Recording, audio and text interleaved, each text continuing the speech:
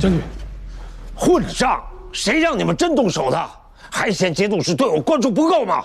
不是我们的人。什么？是我。高大侠。是杨三郎让我来的，请季娘子配合我演一出戏。你只管做戏，我定会配合。丧葬室的人到了，我得走了。哎，等一下，既然是做戏，就做得真一点。别想伤害我阿妹！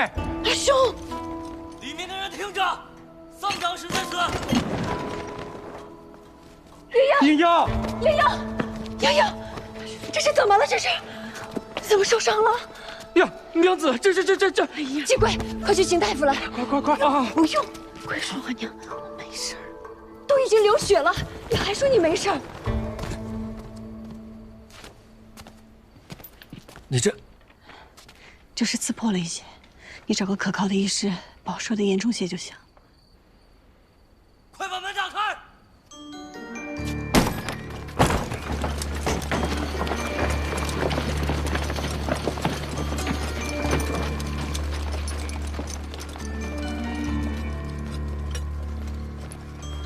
丧葬室，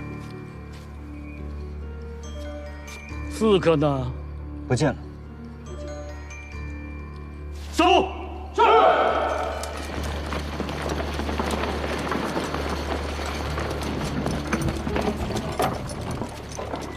啊！苍堂使搜到一块令牌。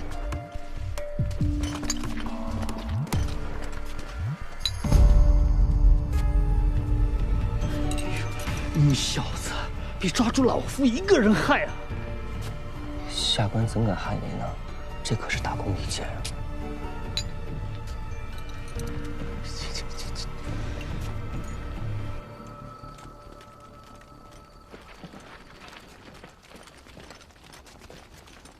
牛将军、张刺史，有劳二位，是下官失职。杨警官也在，真巧啊！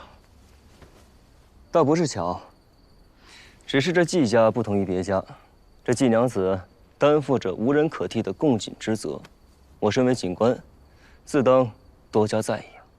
这不过是寻常私户被人劫掠，犯得上惊动张刺史吗？本来是不必惊动刺史，更不必惊动将军您的。只不过丧葬室搜查时，发现贼人落了一样东西，要不，将军您看看。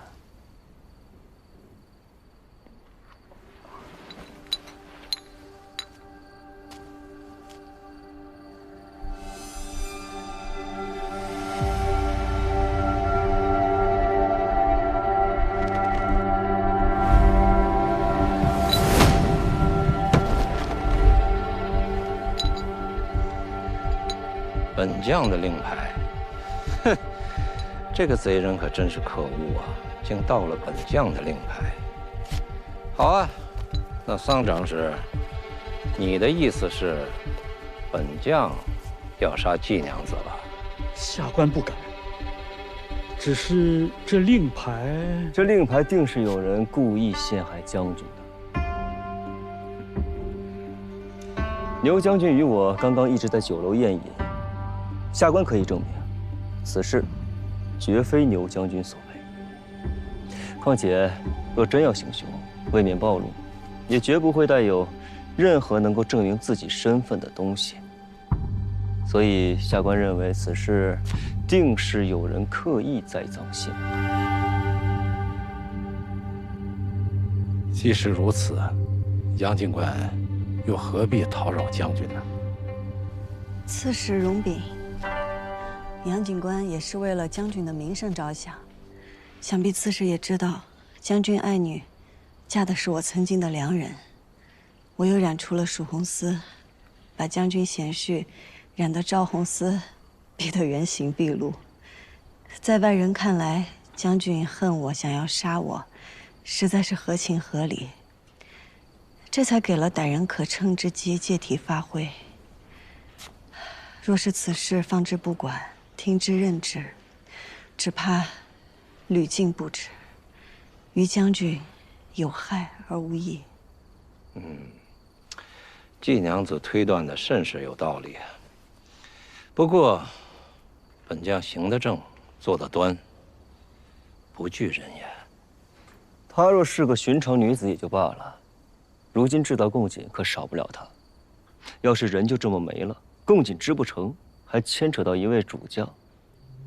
朝堂之上，若派人查下来，将军是行得正，坐得端，只是不知这益州城又有多少人经得起查呢？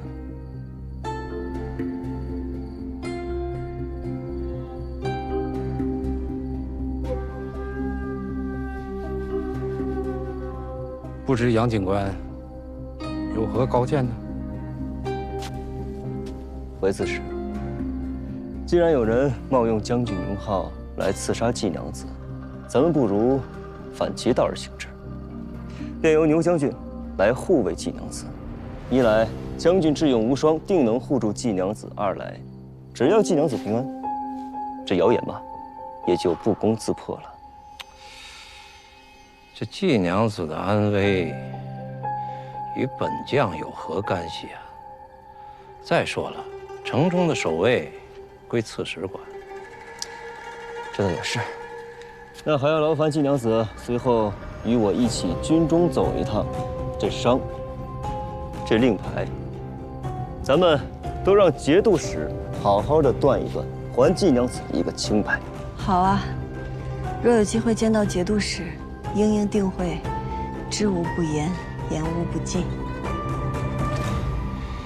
这怎么又把节度使扯进来了？太麻烦了。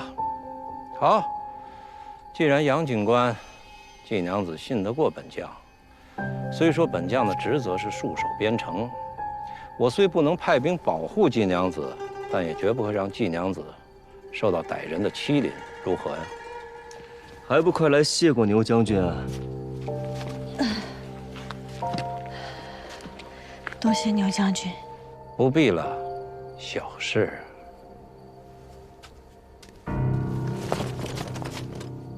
有劳了。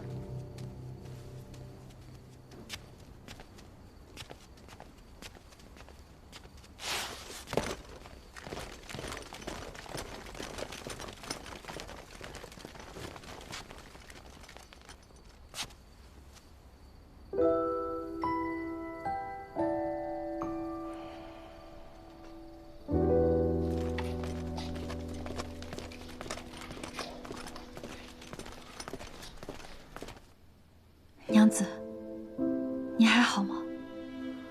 无妨，这么多年，已经习惯了。若不是我在山上被控制，娘子你也不会上山。锦房的事情瞒不住的，即便没有了你，杨金兰也会用其他的办法让我上山。你无需自责。可是娘子，你吃了多少苦，遭了多少罪，那么不容易才走到今天，奴婢怎么能不自责？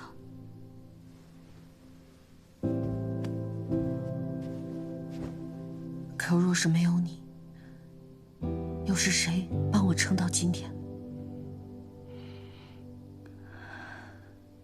娘子救下奴婢的那天，奴婢就答应娘子，奴婢不是牛府的奴婢，是牛五娘子一个人的奴婢。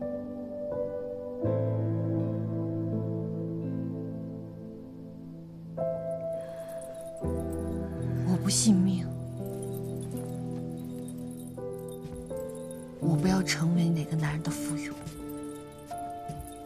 我要做我自己的主。娘子，我一定会陪着你。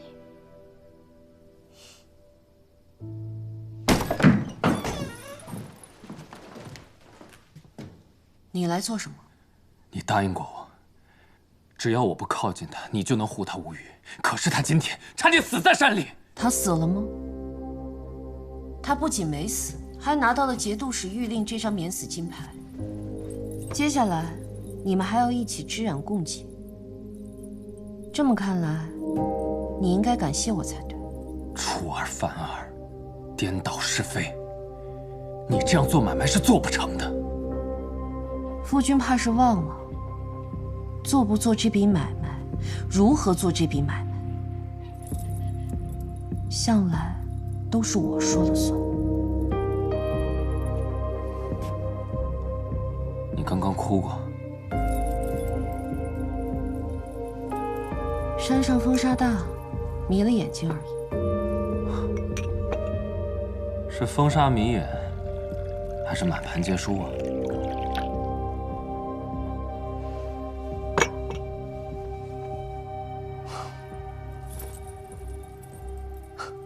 夫君啊，我输了，大可从头再来。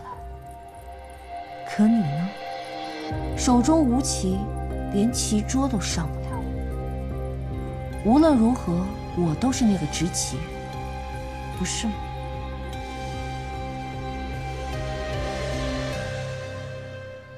杨警官找借口拦着阿兄和阿娘，可是有什么要跟我说？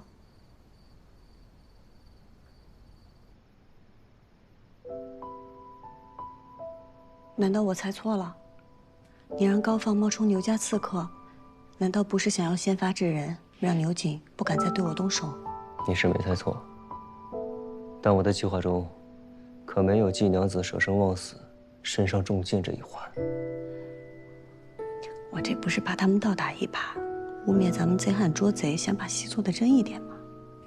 大夫刚刚也说了，没事儿的。我说过我会护着你，你也说过你会相信我。正是因为信你，才配合你啊。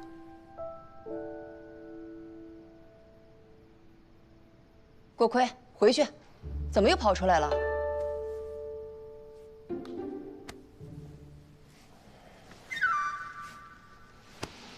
下次谨慎些就好啦。再说了，有杨警官托底呢。牛景线下是不会再对你直接下毒手了，只怕共景制胜之日，便是唯一出现之时。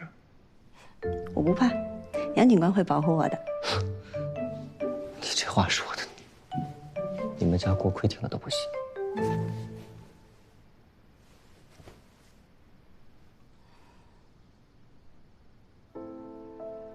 牛景今日也算是投鼠忌器了吧？是不是这气越贵重，他越不敢动？你又要做什么？我会做的只有生意啊。如果我不仅能染出蜀红丝，还能织出这世上独一无二的锦，我能做锦王，做皇商，做一棵任何人都想保住的摇钱树。他牛景再想动我，便更得好好思量思量。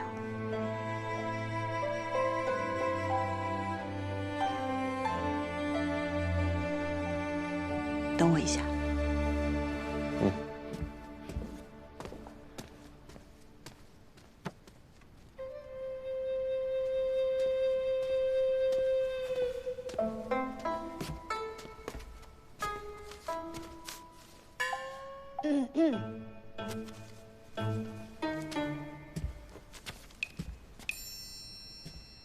这些是当年我家所有能出入警坊和染坊的工人名单，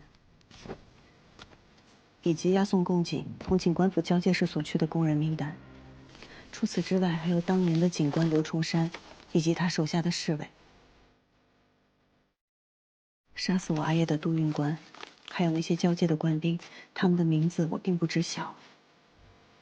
若是当年你师父真的在查我阿爷的案子，那这些对你想要寻找的蛛丝马迹或许有帮助。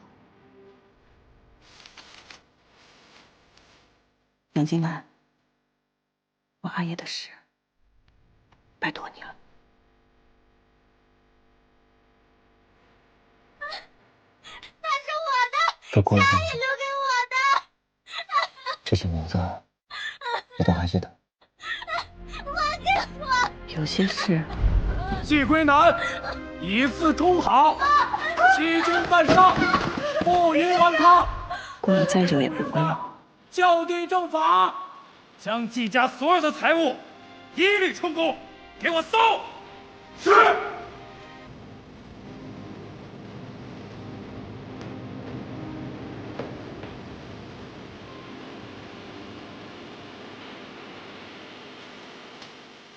夫人，赵修元在门外求见，说是要与娘子商议贡锦织造之事。回去。坐下。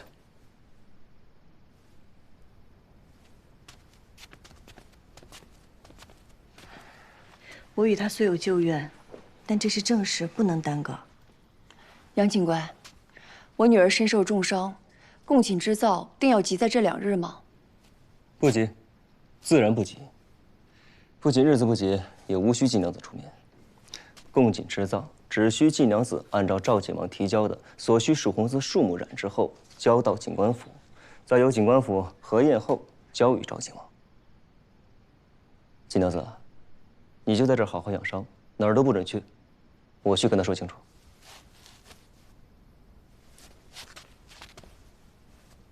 杨警官，莫忘了民女所托。父亲。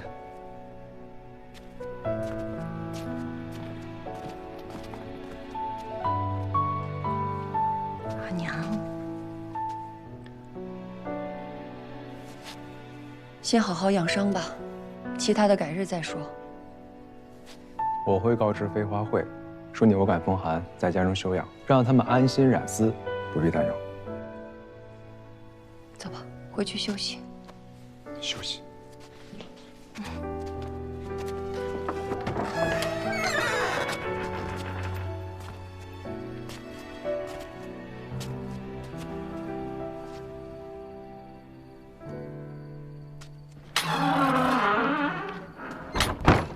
你明明可以用别的方式保他，为何要伤他？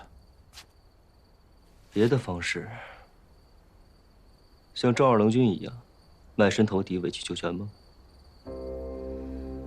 我做不来，他也不想要。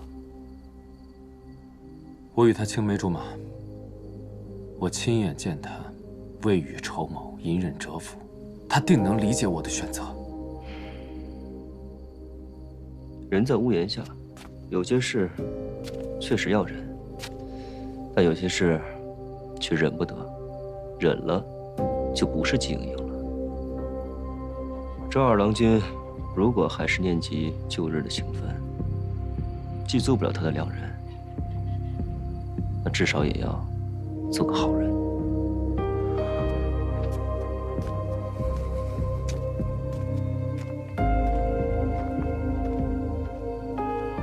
我输了，大可从头再来。可你呢？手中无棋，连棋桌都上不了。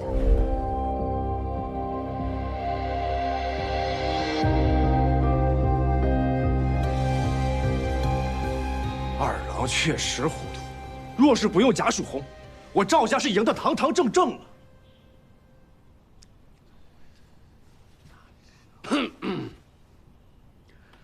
斗锦会上，贾蜀红就是个误会。怎么，贤侄另有见解？要不要随我一同去找一下牛将军，说道说道？好，便是不提蜀红丝，还有山上那事儿，别人不敢指摘牛家，便是说我们赵家干的这缺德事儿。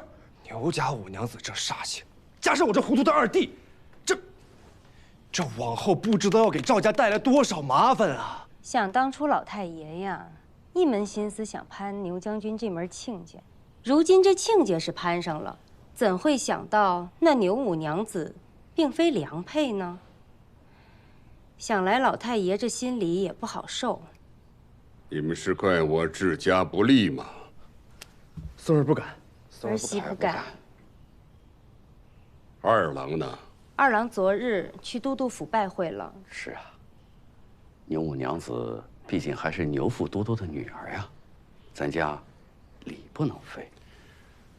我赵家既得了锦王，那接下来就要联合众锦户，协力完成贡锦。以后这些事，就不劳祖父操心了。二郎回来了，牛将军怎么说？牛将军说，祖父年迈，景王家的事，以后就交给我来料理。什么？